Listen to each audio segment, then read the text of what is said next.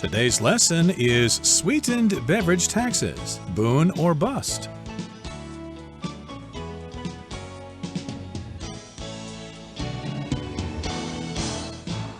Hi everybody, my name is Roger. And my name is Helen. And today we're going to continue talking about taxes on sweetened beverages. Should sodas with lots of sugar in them be taxed extra?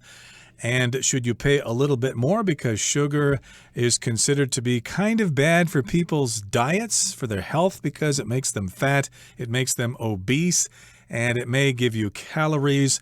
And I think you said something about falling asleep and not being able to concentrate because you got too much sugar? Yeah, it could be an effect of consuming too much sugar. When you consume sugar, then you might feel energetic at first, right after you've eaten the candy bar or had the soda. But right afterwards, you're going to feel very tired and also depressed sometimes. Your mood might also go south. So drinking sweetened beverages is not a good thing if you drink a lot of it. And in this essay, we're talking about the pros and cons, boon or bust, of imposing taxes on sweetened beverages. Right, and most people, of course, don't like it when the government taxes us on all sorts of stuff. We have to pay taxes on almost everything, on gasoline, on consumer products and stuff like that. So my goodness, now we have to pay a tax on sugar. What is this world coming to? Of course, I think in an ideal world, people would make this choice themselves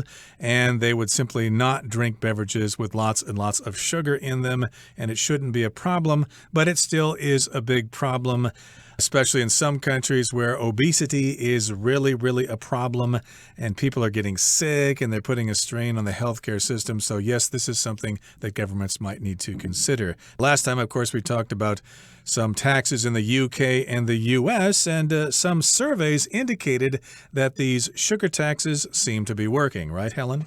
That's right. In the last lesson, we talked about all of the boon. We talked mainly about the boon of imposing sweetened beverage taxes, the positive sides. And today, we're going to talk about some of the negative aspects, or the aspects of sweetened beverage taxes that don't really work, that don't really produce the outcome that was meant to be produced. Okay, so let's find out some of the cons to this argument, some of the disadvantages. Let's listen to the first part of today's lesson, and we'll come right back to discuss it. However, not all findings support the policy's efficacy. The U.S. study also found that simply adding the fee to the price without including an accompanying label resulted in no change in the purchasing behavior of customers. And another study found that when labels included the exact amount of the tax, people often bought the sugary drink anyway because the extra cost wasn't enough to compel them to do otherwise.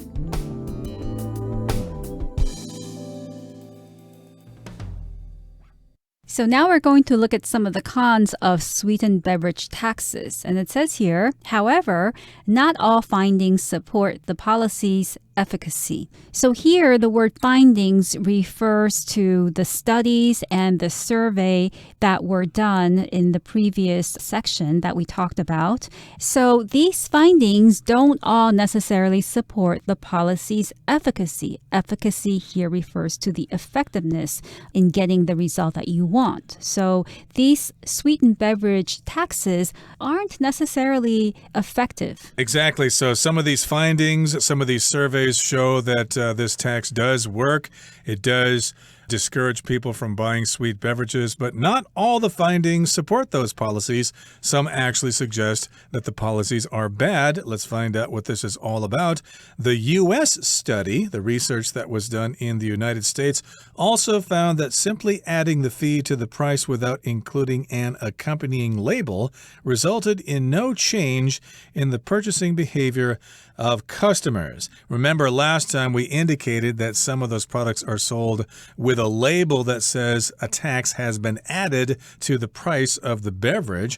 But in the U.S., if you don't indicate that there's a tax added to it, well, then the people buy the beverage anyway. It didn't really change consumer behavior. So again, that tells us that if you let people know there's an added tax to something, they might get a little angry about that and not purchase that product. If they don't know about that added tax, well, ignorance is bliss. They don't really care. They're still going to buy that really sweet soda. Yep, and they may not even have noticed that the price had gone up because the added tax probably only results in a small addition to the original price.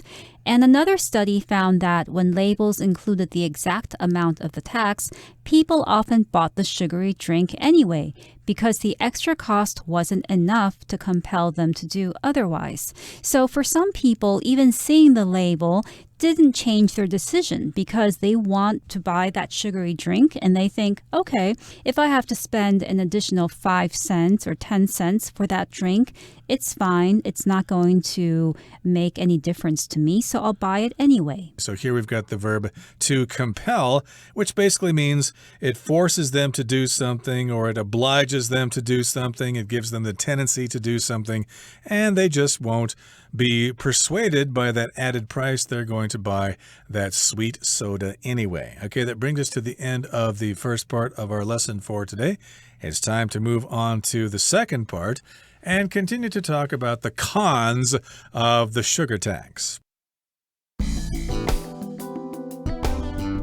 Research has also shown that people who have high sugar diets are less responsive than the average shopper when it comes to increases in soft drink prices, a finding that suggests sweetened beverage taxes may not reduce sugar consumption in those who most need to lower their intake. Anecdotal evidence also suggests that young people in particular will ignore such price increases.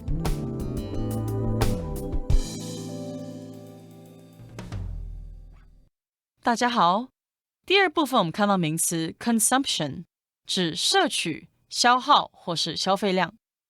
像是 Peter cut down on his consumption of coffee because it was keeping him up at night.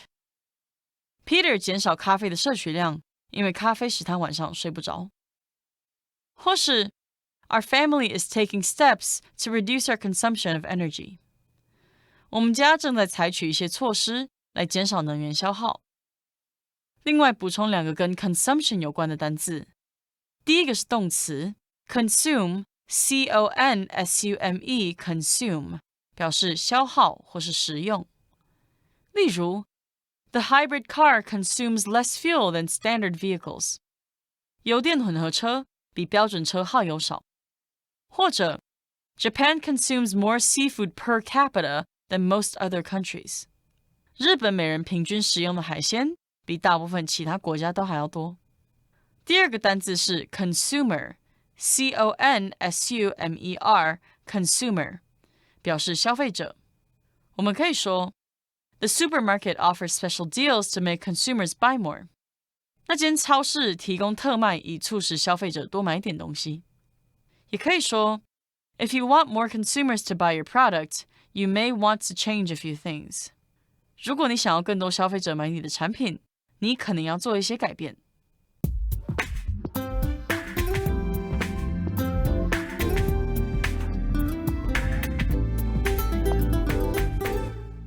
So we have one more reason for why sweetened beverage taxes don't work.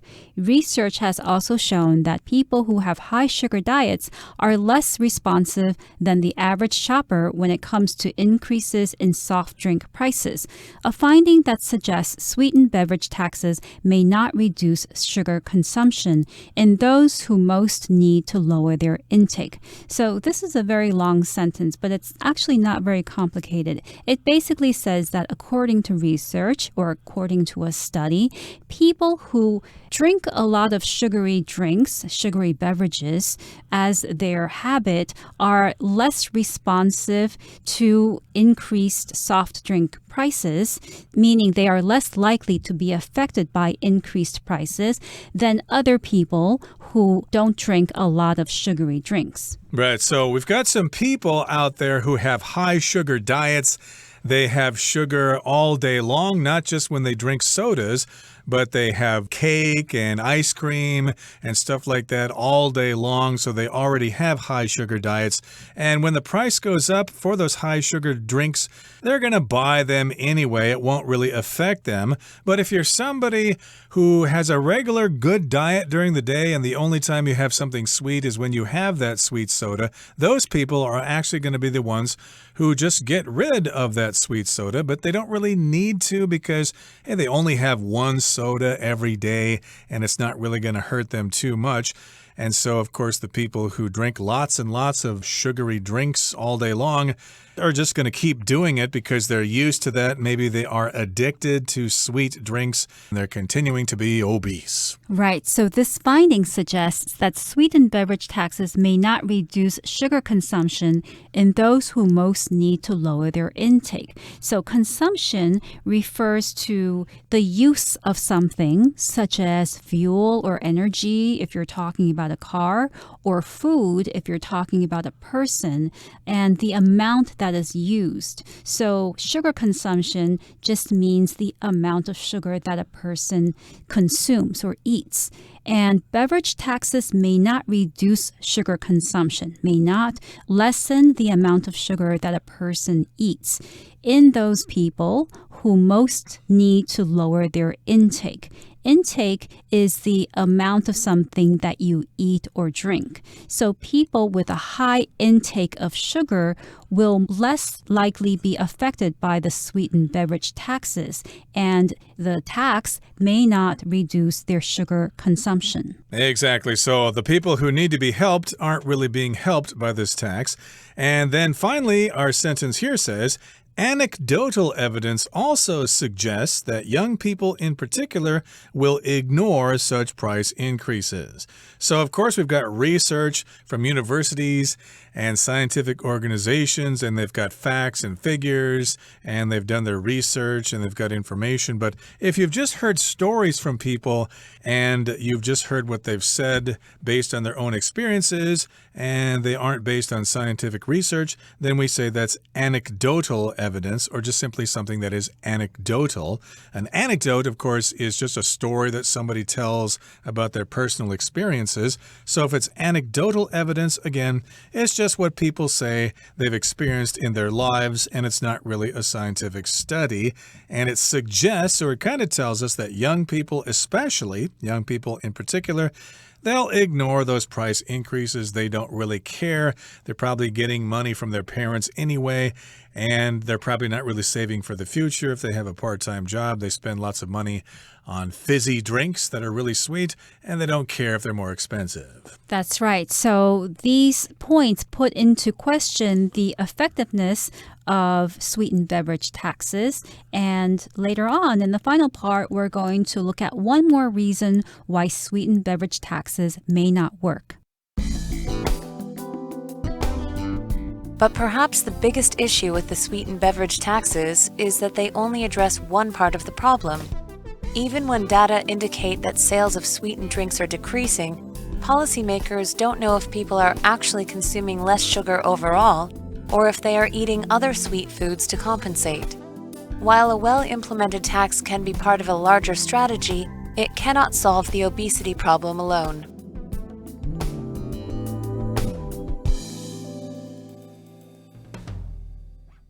"第三部分我们看到单字 compensate， 这个字是动词，指弥补、补偿或是赔偿。例如 Jack compensates for his lack of natural talent by working harder. Jack 借由更加努力来弥补自己缺乏的天分。或是 Everyone is saying that Randy bought that massive truck to compensate for his low self-esteem. 每个人都说 Randy 买那辆大货车是为了弥补自信。另外补充这个字的名词 compensation， C-O-M-P-E-N-S-A-T-I-O-N compensation 指报酬、津贴或是赔偿。举例来说 You will be given compensation for the money you spend on the business trip. 你将会得到一笔津贴来支付你出差时的开销。也可以说 Should the airline lose your baggage, they often offer compensation. 如果航空公司把你的行李弄丢，他们通常会给你一笔赔偿金。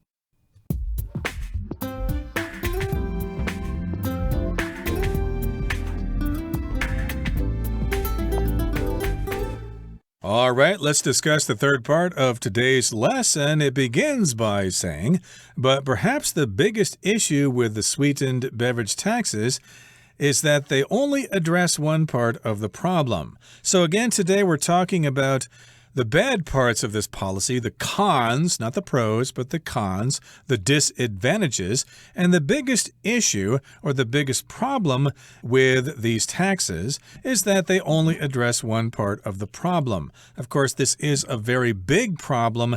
As Helen mentioned last time, of course, you can tax beverages easily if they're sold at convenience stores, but what about the drinks that are sold in night markets or in drink shops? It's kind of more difficult to tax those things, especially because they give you a choice of how much sugar you put in your drink. So again, it is a pretty big problem, or it's a pretty big situation, and indeed it's hard to address all aspects of this problem. So here we've got the word address as a verb. That just means it talks about this problem or it handles this problem. It deals with this problem. Yes, and the problem is that even when data indicate that sales of sweetened drinks are decreasing perhaps because of the taxes, policymakers don't know if people are actually consuming less sugar overall or if they are eating other sweet foods to compensate. So policymaker here refers to people who make policies. They could be government officials, the mayor, people who make decisions about important things that affect people. Now, policymakers, they don't actually know if people are eating less sugar in general just because they are not drinking as much sugary drinks. Perhaps they are eating other foods that are high in sugar to compensate.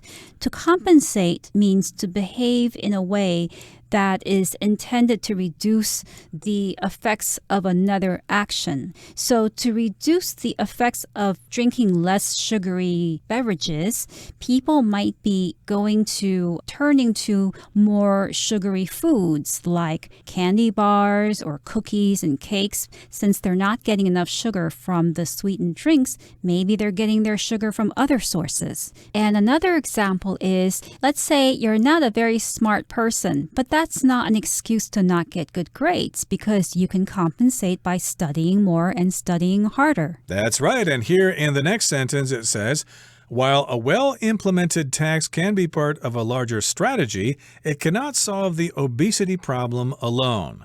Yes, the obesity problem is huge in many countries, and as you know, if you've ever been overweight, it can be very, very difficult to lose weight, and cutting out sugar from your soda is just not going to do it. It needs to be a combination of diet and exercise and lifestyle changes and stuff like that.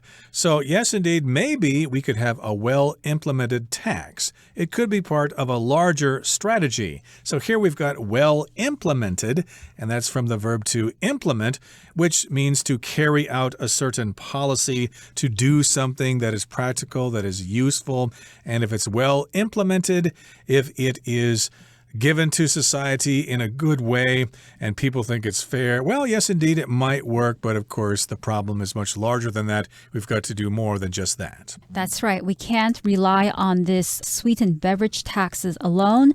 I would say also that education is very important. When children learn from an early age that eating a lot of sugar is bad, or when parents learn that they shouldn't give their children a lot of sugar when their children are very young, then we can also avoid the problem of obesity and this addiction or this need to eat sugar every day. Yep, and of course we want our elected government officials to have well-implemented policies that benefit us all. Okay, that brings us to the end of our explanation for today. Let's listen now to Hanny.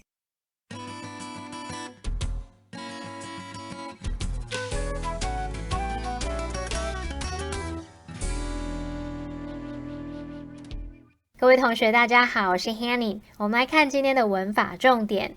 课文第二部分提到，一项发现表示含糖饮料税可能不会减少那些最需要减少糖分摄取的人的摄取量。好，文中是用名词 consumption 来表达摄取量，那它还会有消耗啊，还有消费量等等的意思。而这个字呢，是来自动词 consume。我们来学习它的字首字根。好，看到 SUME、SUMPT 这一类的字根呢，它有拿、消耗或是花费的意思。在 consume 这个字当中，它的字首 CON 是做强调用，那么 SUME 表示花费、取用。合在一起 consume 它可以表达消耗、花费或者是食用、饮用的意思。我们顺便补充2个有这一类字根的单字。第一个是拼作 SUMPTUOUS sumptuous， 它的字根 SUMPT 就表示花费， OUS 是形容词字尾，合在一起 sumptuous 就是用来形容是昂贵的、奢侈的或者是豪华的。第二个补充的是 resume， 它的字首 RE 表示再次，字根 SUME 表示取用，合在一起 resume 就有那种继续进行啊，或者是重新开始的意思咯。好，那我们读到课文第3部分有一句提到，政策制定者并不知道整体来说人们是否真的摄取较少的糖，或者是他们吃了其他的甜食来作为补偿。好，这边用到动词 compensate 来表达弥补、补偿的意思。我们也来学习它的字首字根。好，先看到这个 PEND 或者是 PENS 或是 POND 这一类的字根呢，它有悬挂啊、权衡的语义。在 compensate 这个字当中，它的字首 COM 表示一起， PENS 这个字根表示权衡，那么 ATE 是动词字尾。同学们可以试着想，当我们拿2个东西一起来衡量它们的时候，如果有一边不足，是不是就要拿东西来补偿，来使它们均衡呢？所以 compensate 就可以去联想到它有补偿的意思了。顺便补充几个有这一类字根的单字。第一个是 suspend， 它的字首 SUS 是来自 SUB 表示下方，那么 PEND 表示悬挂，悬挂在下方应该可以联想到 suspend 它有悬吊、悬挂的意思，那这个字还可以表达终止、暂停的语义。好，第二个补充的是 expense， 它的字首 EX 表示向外， PENSE 表示权衡或者是支付。当我们衡量估算你要对外付出去的钱，这样应该可以联想到 expense 它有这种花费啊、开销、支出的意思。好，以上是今天重点整理，我们来回顾今天的单字吧。 Finding. Our findings conflict with those of the original study. Compel. Suzanne's love of reading compelled her to study literature at college. Consumption.John's doctor advised him to reduce his consumption of red meat. Intake. Are you meeting your recommended daily intake of vitamins and minerals? Compensate. Ryan talked a lot to compensate for his friend's silence at dinner. Implement. We will implement your suggested changes immediately.